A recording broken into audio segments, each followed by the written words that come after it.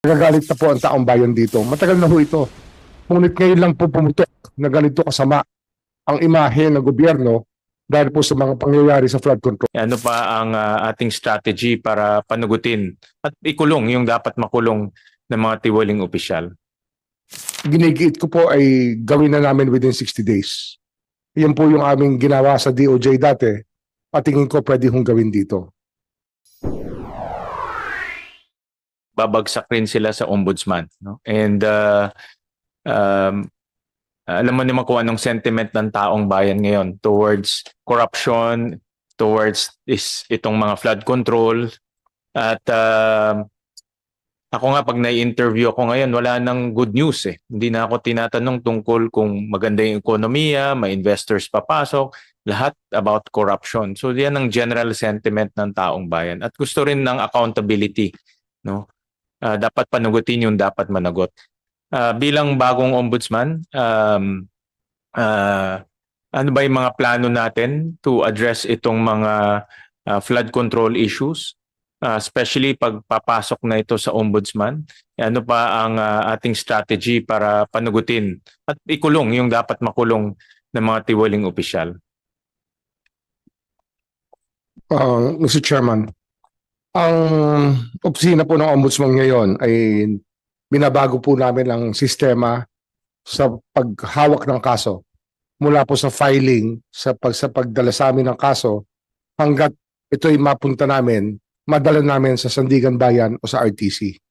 At binabago ho namin yung mga deadlines at yung mga dapat po na panahon na magugugol sa bawat stage ng evaluation, preliminary investigation, and fact-finding, evaluation, fact-finding, preliminary investigation, at yung litigation proper sa pagdating po sa Sandigan Bayan o sa RTC.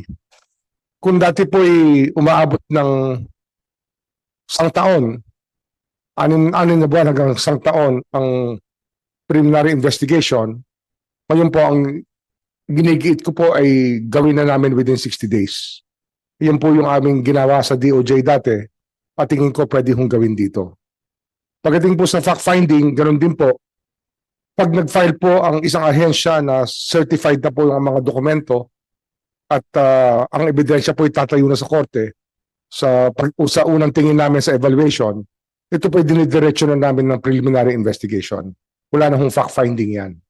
At case build-up niyan ay sa fact-finding, dito na lang ako sa PI, bago ho PI, baka magdagdag lang ho kami ng ilang araw para po maikumpleto namin ang ebidensya na kinakailangan.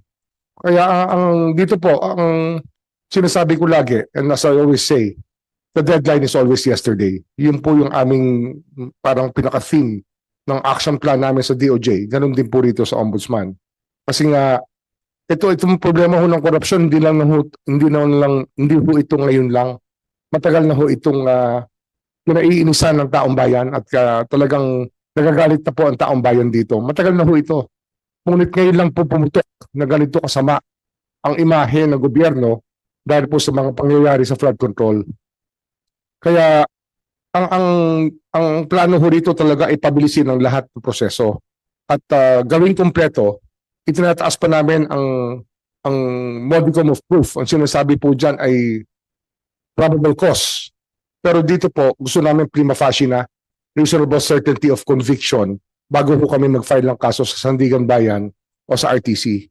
Kaya ang isa pa po rito na napagkasunduan namin at gumagawa na po ng bagong patakaran ang Sandigan Bayan ay continuous trial ang aming hihingin sa lahat ng kaso. Basta't nakompleto ho namin ng ebidensya na i-file namin doon, ready to litigate po kami at ready ho kaming ipresenta ang ebidensya. Yun po yung pinakamahalaga. Matapos po namin mapresenta ang ebidensya kagad sa Sandigan Bayan. At tuloy ay maiwasan na rin natin yung mga pagdidelay, yung pagpapatagal ng kaso na ginagawa po ng magagaling na abogado.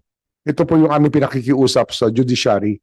Kasi nga, ang laki na ho nang nawawala sa gobyerno natin sa tinatawag ng inordinate delay in the adjudication of cases. So yun po yun. The urgency is there. Mr. Chairman, and we feel the weight of the anger of the Filipino people, and they're looking to the office to be able to solve this crisis of gigantic proportions within the country.